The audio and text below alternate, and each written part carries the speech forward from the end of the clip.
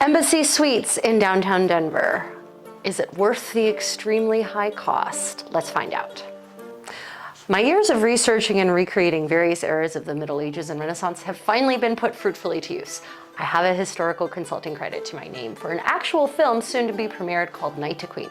And so, I set off to Denver for a private screening of the finished piece and the wrap party.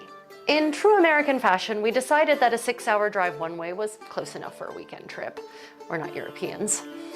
Having never been to Denver, I wanted to be located in the heart of the city, near museums, sites, restaurants, and riverwalks, so that we could basically park our car and leave the damn thing for the weekend. A little bit of searching around through Kayak, the Marriott, and Hilton pages made me realize that hotel rooms in downtown Denver were big city expensive, with fairly high taxes that didn't show up in the price until you go to pay for the hotel room.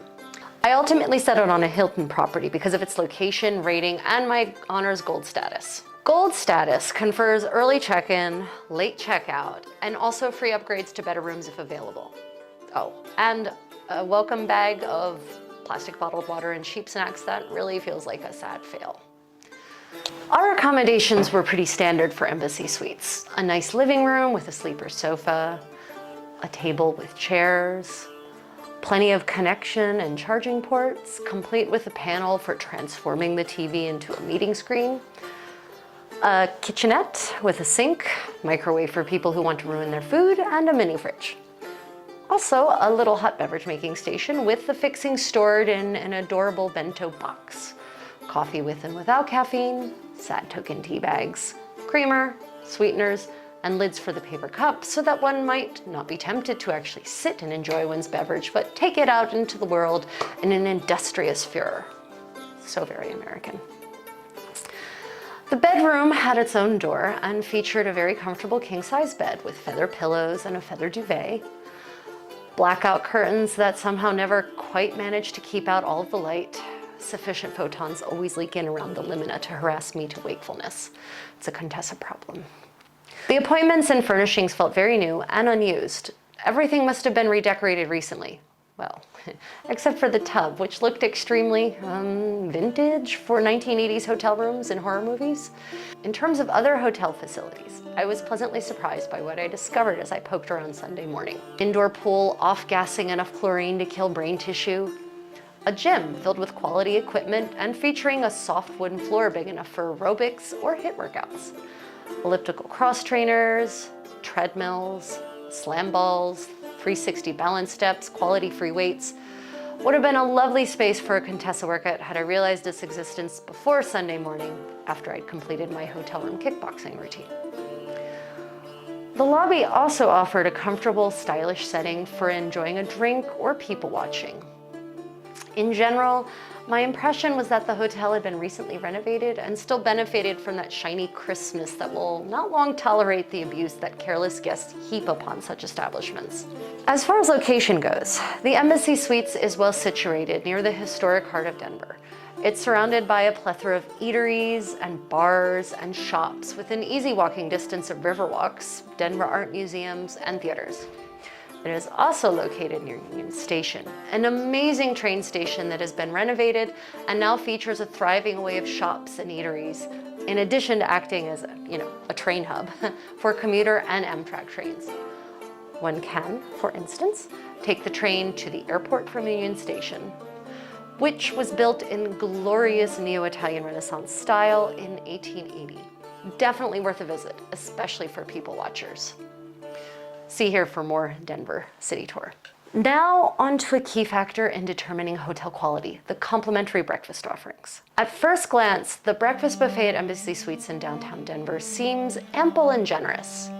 Made to order omelet bar, scrambled eggs, pancakes, bacon, sausage, fried potatoes, a variety of breads with multiple toaster stations, yogurt, fresh fruit, a to-go station with sustainable packaging, the usual panoply of coffees, a decent selection of teas, fruit juice choices with no added sugar, a wide array of condiments, a mini oatmeal bar.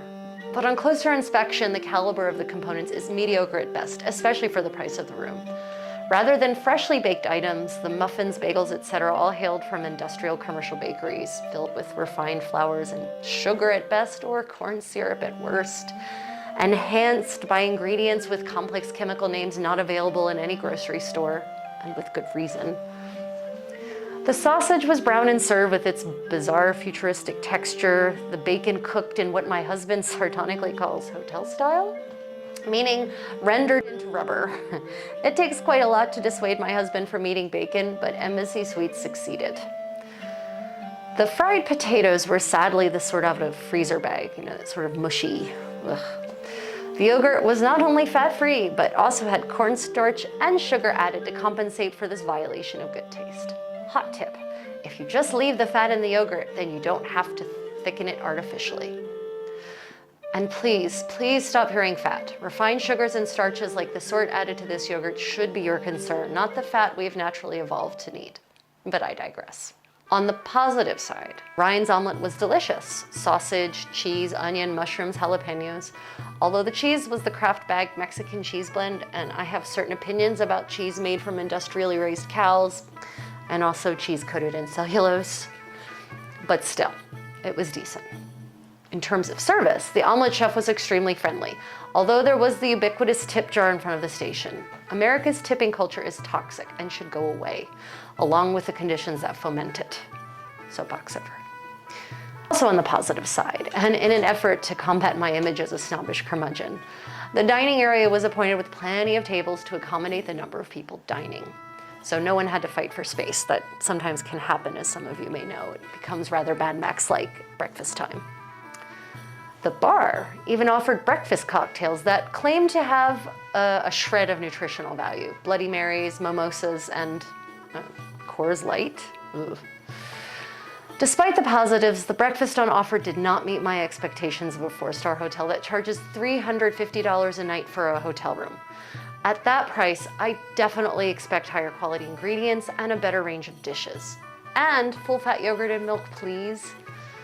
I suppose it may be clear by my review that I did not partake of the breakfast offerings, instead working on the script for this video, so meta. Overall, I would recommend the Embassy Suites in downtown Denver for location, facilities, and room quality, and would rate it 4 out of 5 stars, with the 5th star pending on improved breakfast offerings and more economical parking for guests. But then, we all know that I'm an extremely fastidious traveler with high standards. So, what do you think? What are your favorite hotels in Denver and why? Let me know in the comments below, and stay tuned for your moment of Kitty Zen. Travel creatively.